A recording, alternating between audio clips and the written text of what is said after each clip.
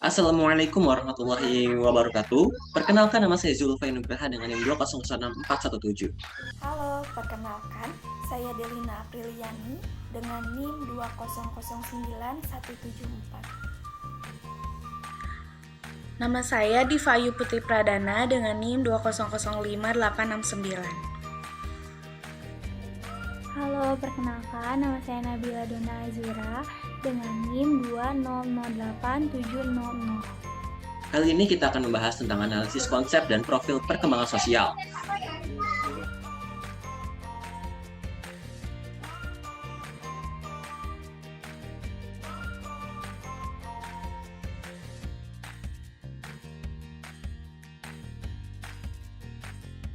Pertama, kita akan membahas mengenai perkembangan sosial.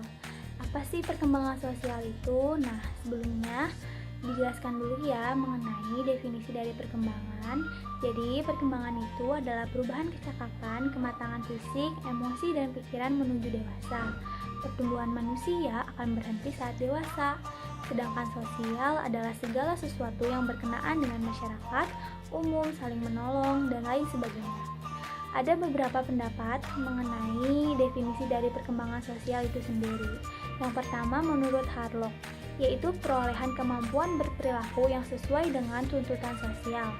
Menurut Ahmad Susanto, perkembangan sosial merupakan pencapaian kematangan dalam hubungan sosial. Perkembangan sosial biasanya dimaksudkan sebagai perkembangan tingkah laku anak dalam menyesuaikan diri dengan aturan-aturan yang berlaku di dalam masyarakat di mana anak itu berada. Menurut berbagai pendapat di atas, dapat disimpulkan bahwa perkembangan sosial merupakan perolehan kemampuan berperilaku yang sesuai dengan tuntutan sosial yang merupakan pencapaian kematangan dalam hubungan sosial, baik itu dalam tatanan keluarga, sekolah, dan masyarakat. Kita akan membahas mengenai tahap perkembangan sosial pada anak SD. Pada kelas 1, anak mudah bertengkar dan berbaikan dengan teman, mudah tersinggung, selalu ingin membuat orang lain senang, mulai memahami perasaan malu. Pada kelas 2, anak mulai suka menjadi bagian dari suatu kelompok, semakin menyadari pandangan mengenai dirinya, mulai berbagi rahasia dengan temannya. Pada kelas 4 dan 5, anak mulai pandai mengatasi konflik, memiliki hubungan pertemanan yang lebih kompleks, lebih banyak aktif dengan kegiatan teman dibandingkan dengan keluarganya, dan mulai tertarik pada lawan jenis. Pada kelas 6, anak sangat peduli dengan pandangan orang lain tentang dirinya, mampu menentukan sudut pandang dalam melihat suatu masalah, dan anak mulai bisa menempatkan diri. Selanjutnya, kita akan membahas mengenai bentuk dan tingkah laku sosial pada anak. Yang pertama ada pembangkangan atau negativisme, yaitu suatu bentuk tingkah laku melawan. Yang kedua ada agresi, yaitu perilaku menyerang balik secara fisik maupun kata-kata. Lalu yang ketiga ada berselisih atau bertengkar. Terjadi apabila seorang anak merasa tersinggung atau terganggu oleh sikap dan perilaku anak lain. Yang keempat ada menggoda, yaitu sebagai bentuk lain dari tingkah laku agresif. Menggoda merupakan serangan mental terhadap orang lain dalam bentuk verbal, misalnya kata-kata ejekan atau cemoohan. Yang kelima ada persaingan, yaitu keinginan untuk melebihi orang lain dan selalu didorong oleh orang lain.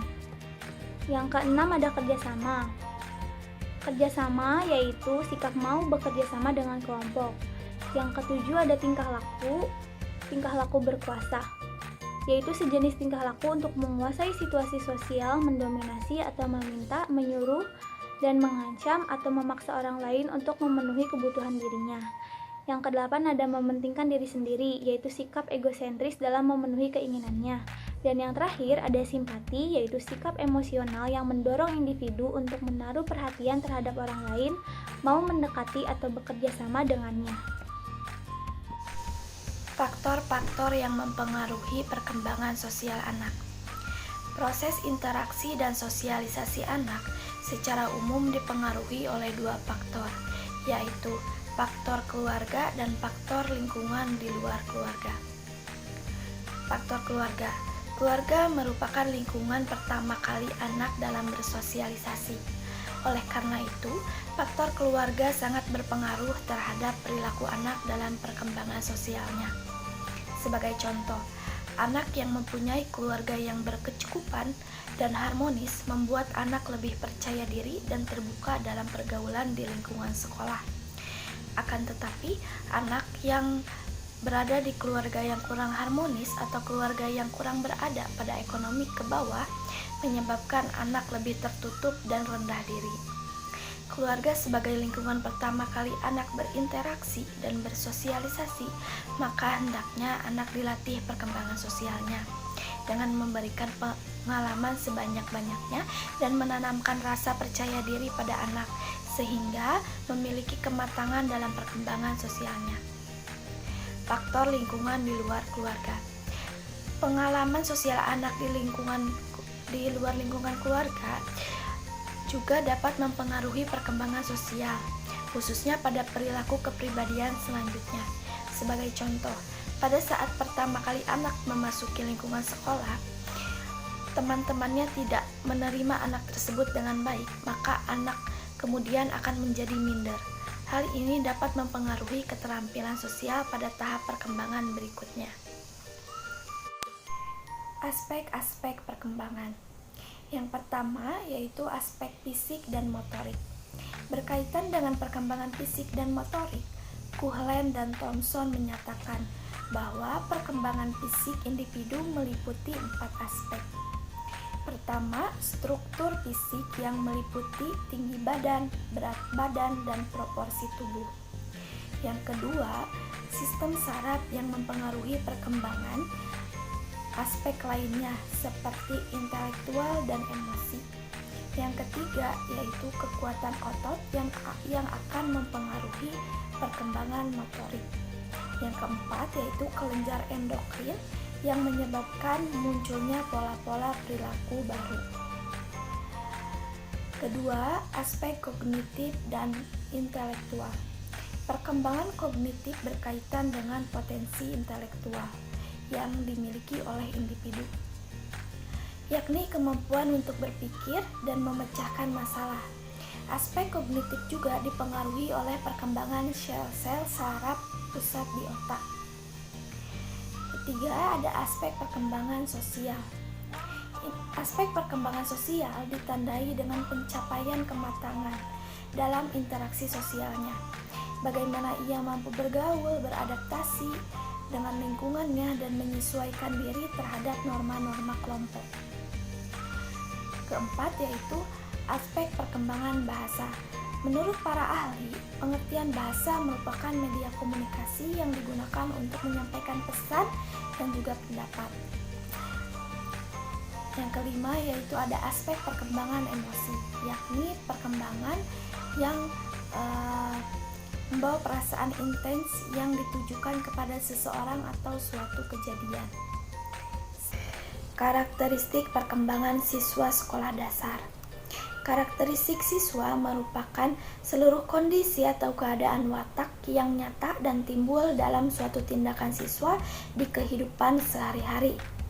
Sehingga karena watak dan perbuatan tersebut tidak akan lepas dari kodrat, sifat, bentuk yang berbeda-beda antar satu individu dengan individu lainnya. Maka tidak heran jika bentuk dan karakteristik siswa juga berbeda-beda. Nah, karakteristik perkembangan anak siswa sekolah dasar dibagi menjadi beberapa tahapan. Yang pertama ada senang bermain. Karakteristik ini menuntut guru sekolah dasar untuk melaksanakan kegiatan pendidikan yang bermuatan permainan, terlebih lagi untuk siswa sekolah dasar tingkat rendah. 2. Senang bergerak. Pada tahap ini, anak usia sekolah dasar biasanya lebih senang melakukan aktivitas yang menggunakan tenaganya. 3. Anak senang bekerja kelompok. Dari pergaulannya, anak usia sekolah dasar belajar aspek-aspek yang penting dalam proses sosialisasi, seperti belajar memenuhi aturan kelompok, belajar setia kawan, belajar tidak bergantung pada teman yang lainnya, belajar menerima tanggung jawab, dan bersaing secara sehat. Lalu yang keempat ada senang merasakan atau melakukan memperagakan sesuatu secara langsung. Dari apa yang dipelajari dia di sekolah, ia belajar menghubungkan konsep-konsep baru dengan konsep-konsep Selanjutnya, kita akan membahas ciri-ciri perkembangan sosial anak di usia sekolah dasar. Baik, kita akan memulai dari usia 7 tahun. Ciri-ciri perkembangan sosial anak di umur 7 tahun. Yang pertama, anak suka menyendiri dan tertutup. Mengapa?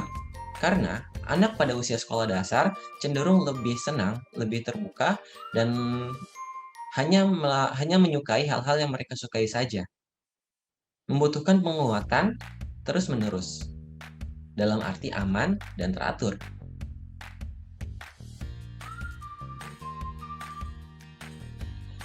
Hal yang dibutuhkan anak pada usia sekolah dasar ini adalah penguatan diri, terutama penanaman atau pembiasaan sikap dan sifat yang baik bagi tumbuh kembang anak, sehingga anak memiliki perkembangan karakter yang baik. Yang ketiga, kadang murung, sedih, merajuk, dan terkadang juga malu. Emosi yang dialami oleh anak di usia sekolah dasar belum bisa terkontrol. Bahkan oleh dirinya sendiri, mereka masih cenderung tidak bisa membedakan antara emosi senang, emosi sedih, sehingga anak masih harus dipantau dalam perkembangan emosinya. Yang keempat, merasa tidak banyak orang yang menyukainya. Berhubungan dengan emosi yang dialami, pada anak usia sekolah dasar ini cenderung lebih sensitif dan tidak memperhatikan sekitar. Sehingga dengan pikiran yang positif, mereka selalu mempunyai pikiran yang waspada. Selanjutnya, percaya guru untuk membantunya. Hal ini berhubungan dengan aktivitas keseharian yang dilakukan oleh anak usia di sekolah dasar, yang cenderung menghabiskan waktu sehari-harinya di sekolah. Yang terjadi adalah banyaknya interaksi antara guru dan bergaul dengan guru pada saat jam pembelajaran. Selanjutnya, sensitif pada perasaan orang lain dan kadang suka mengadu. Hal ini berkaitan dengan perasaan dan emosi anak. Emosi anak pada usia sekolah dasar memiliki hasrat untuk bisa bersaing dan ingin menjadi pemenang di antara teman-temannya. Selanjutnya, tidak suka untuk melakukan kesalahan. Hal ini berkaitan dengan sikap dan sifat yang dimiliki oleh anak pada usia sekolah dasar. Sehingga mereka merasa apa yang dilakukannya selalu benar dan tidak mau disalahkan oleh orang lain. Selanjutnya, kuat perasaan suka dan tidak suka. Karena perasaan dan emosi anaknya masih sensitif, sehingga mereka belum bisa mengendalikan emosinya secara stabil, sehingga anak mengeluarkan naluri alaminya yang dimiliki oleh anak, sehingga tanpa memikirkan apa akibat dari aktivitas atau perlakuan yang dia lakukan. Selanjutnya, bagaimana sih ciri perkembangan sosial anak pada usia 8 tahun? Yang pertama, suka bekerja sama. Pada anak usia 8 tahun, anak sudah memiliki rasa saling membutuhkan, rasa saling solidaritas antar teman sebayanya. Selanjutnya, sering menggigit lebih dari yang biasa. Pada usia 8 tahun, anak cenderung sudah mampu untuk menguasai, untuk bisa mengontrol emosinya, serta sudah bisa dalam membentuk keputusan yang dia pilih. Tetapi, belum bisa memikirkan solusinya serta dampak yang dia pilih tersebut. Pada anak usia dini, pada usia 8 tahun, anak cenderung belum bisa memikirkan apa dampak serta efek yang ditimbulkan dari apa yang dia lakukan setelah mereka melakukan perilaku kepada temannya. Selanjutnya, lebih suka kegiatan yang sama dengan teman sejenis. Mengapa? Memiliki perasaan bosan, melakukan atau mencari suatu hal yang baru mulai terjadi pada anak usia 8 tahun. Selain itu, karena pada usia ini cenderung memiliki perasaan nyaman saat berinteraksi dengan teman sebayanya. Sehingga apa yang dia sukai, maka dia akan lakukan hal tersebut. Selanjutnya, yang ketiga, bermasalah dengan aturan dan batasan-batasan. Hal ini berhubungan dengan timbulnya perasaan penasaran dan ingin tahu dalam diri anak, sehingga anak cenderung tidak memikirkan apa efek atau dampak yang akan terjadi setelah itu. Selanjutnya, kelompok pertemanan lebih banyak dari usia 7 tahun. Pada anak usia 8 tahun, anak sudah mampu bekerja sama, sudah mampu bekerja kelompok sehingga anak memiliki pertemanan yang cukup banyak daripada anak pada usia 7 tahun. Sehingga pada anak usia 8 tahun, anak cenderung memiliki kelompok pertemanan yang cukup banyak dibandingkan dengan anak usia 7 tahun. Selanjutnya ada ciri perkembangan sosial anak pada usia 9 tahun. Yang pertama, ciri-cirinya yaitu sangat tinggi dalam kompetitif. Pada usia anak-anak cenderung sudah memiliki perasaan kompetitif dan ingin mendapat perhatian lebih dari orang-orang di sekitarnya. Selanjutnya membuka jarak dengan orang lain. Hal ini ketika anak merasa cemas, merasa khawatir, dan merasa ada yang mengganggunya, sehingga anak akan menjauh dari orang tersebut untuk mencari rasa aman. Yang ketiga, melihat orang dewasa secara konsisten dan sebagai kontrol. Pada anak tahap usia ini, maka anak-anak akan melihat orang-orang yang dirasa lebih dewasa atau berumur di atasnya sebagai contoh atau panutan atau pedoman untuk mereka menjalani kehidupannya. Hal ini bisa menimbulkan hal positif jika yang dicontoh memberikan impuls yang positif juga. Begitu juga sebaliknya. Apabila orang tersebut memberikan hal yang negatif, maka anak akan menjalani aktivitasnya, menjalani perilaku sehari-harinya menjadi negatif. Selanjutnya, sering berubah-ubah emosinya. Karena pada tahap anak usia 9 tahun, perasaan dan emosinya masih cenderung berubah-ubah, sehingga masih terasa sensitif dan emosinya masih labil. Dan yang terakhir, individualistik. Sikap individualisme ini timbul karena anak merasa sudah memiliki pilihan dan kesenangannya sendiri yang tidak didapat dari orang lain dan menciptakan kesenangannya sendiri. Selanjutnya, ada ciri perkembangan sosial anak pada usia 10 dan 11 tahun. Yang pertama, peka terhadap lingkungan dan emosinya tidak stabil. Hal ini terjadi karena perasaan atau emosi pada anak usia ini sering mengalami perubahan dan sensitif menuju kepekaan. Yang kedua, berseberangan pendapat. Perbedaan pendapat ini atau memiliki pendapat yang tidak sama dengan orang lain sering dialami oleh anak-anak pada usia ini karena anak-anak cenderung berpikir bahwa ia memiliki perspektif dan pandangannya sendiri. Selanjutnya yang ketiga, senang berada di luar rumah. Hal ini dimaksudkan pada anak usia 10 dan 11 tahun sudah paham zona nyaman dan senang mencari hal yang lebih luas lagi dibandingkan dengan lingkungan di sekitarnya. Selanjutnya yang keempat, suka berargumentasi. Pada usia anak 10 dan 11 tahun, anak sering mengutarakan pendapatnya saat berdiskusi. Selanjutnya, kesulitan membuat keputusan. Karena perasaan dan emosinya yang masih stabil, sehingga anak-anak cenderung labil dalam membuat keputusan yang mereka bikin, yang mereka buat. Yang terakhir, mudah masuk atau keluar dari kelompoknya. Hal ini berhubungan dengan sifat anak-anak yang sedang mencari zona nyamannya, yang masih mencari jati dirinya sampai mana dan di mana lingkungan yang membuat mereka merasa nyaman, aman, dan sesuai dengan kesenangannya. Selanjutnya, saya akan menjelaskan tentang ciri-ciri perkembangan sosial pada anak usia 12 tahun.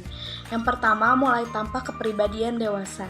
Jika pada usia sebelumnya anak-anak mulai memperhatikan tingkah laku yang orang dewasa lakukan, maka pada usia ini anak-anak sudah mulai merasa bisa melakukan hal-hal yang ia perhatikan. Yang kedua, dapat memberikan alasan yang masuk akal. Perkembangan berpikir anak pun akan berpengaruh untuk memikirkan alasan agar bisa diterima oleh orang lain. Yang ketiga, antusias dan tidak malu-malu. Pada tahap usia ini, anak-anak mulai bangga memperlihatkan apa yang ia bisa lakukan. Yang keempat, berinisiatif untuk kegiatan sendiri. Mulai memikirkan hal-hal yang ia sukai dan ia bisa lakukan dengan memiliki perasaan nyaman dan dirasa penting untuk ia melakukannya. Yang kelima, teman sebaya lebih penting daripada guru. Tingkat solidaritas pada anak cenderung lebih tertampak dan lebih besar dibandingkan pada usia sebelumnya. Selanjutnya ada masalah perkembangan sosial pada anak usia sekolah dasar. Yang pertama, hiperaktif. Masalah pada psikologi anak ini berpengaruh pada perkembangan sosial anak karena akibat yang ditimbulkan dari sikap anak yang hiperaktif ini bisa berakibat negatif. Seperti contohnya perilaku anak yang terlalu hiperaktif bisa saja melakukan sesuatu secara spontan atau tiba-tiba tanpa berpikir panjang. Yang kedua, ada anak yang berperilaku pemurung dan penyendiri. Mereka sangat sulit bergaul dan cenderung merasa malu dengan keadaan mereka sendiri. Anak-anak seperti ini juga tidak boleh dibiarkan berlarut karena jiwa sosial mereka tidak bisa berkembang jika selalu dibiarkan. Yang ketiga, ada masalah bicara atau komunikasi. Rata-rata mereka mempunyai masalah mengenai artikulasi, di mana saat menjadi pembicara, mereka kurang jelas dan sulit diterima oleh lawan bicaranya. Hal ini menyebabkan sulitnya anak untuk bersosialisasi karena terhalang masalah komunikasi. Salah satu cara yang baik untuk dilakukan adalah dengan terapi bicara. Nah, selanjutnya ada ciri-ciri anak pada masa kelas rendah sekolah dasar. Pada masa kelas rendah ini sangat diperlukan peran guru sebagai pihak yang paling penting dalam perkembangan sosial anak, terutama saat di sekolah. Yang pertama, cirinya adalah ada hubungan kuat antara jasmani dan prestasi sekolah. Yang kedua, suka memuji diri sendiri. Anak tidak akan melihat orang lain dan apa yang dia lakukan itu adalah yang terbaik. Yang ketiga, jika tidak dapat menyelesaikan suatu tugasnya, dianggap tidak penting. Sesuai dengan umurnya, anak sekolah dasar tingkat rendah ini hanya ingin melakukan kegiatan atau menyelesaikan tugasnya sesuai yang ia inginkan dan bisa ia selesaikan saja. Yang keempat, suka meremehkan orang lain. Seperti halnya tadi, biasanya anak-anak merasa bangga atas apa yang ia lakukan dan merasa dirinya lebih baik daripada orang lain. Selain itu, ada juga ciri-ciri anak pada masa kelas-kelas tinggi sekolah dasar. Yang pertama, perhatiannya tertuju pada kehidupan praktis sehari-hari. Karena sudah merasa bosan atas apa yang sering ia lakukan dan ingin melakukan hal-hal yang dirasa cepat. Yang kedua, ingin tahu, ingin belajar, dan realistis. Hal ini karena pada tingkat kelas tinggi, sesuai dengan usianya, anak-anak biasanya sudah bisa menerima keadaan dan melakukannya sebaik mungkin. Yang ketiga, ada timbul minat pada pelajaran-pelajaran khusus, yang tentunya pelajaran-pelajaran tersebut adalah pelajaran pilihan yang membuat mereka senang untuk melakukannya. Yang keempat, anak memandang nilai sebagai ukuran yang tepat mengenai prestasi belajarnya di sekolah. Dan yang terakhir, anak-anak suka membentuk kelompok sebaya atau pergrup untuk bermain bersama mereka, membuat peraturan sendiri pada kelompoknya. Demikian yang dapat kami sampaikan. Semoga videonya dapat bermanfaat bagi kita semua. Terima kasih. Wassalamualaikum warahmatullahi wabarakatuh.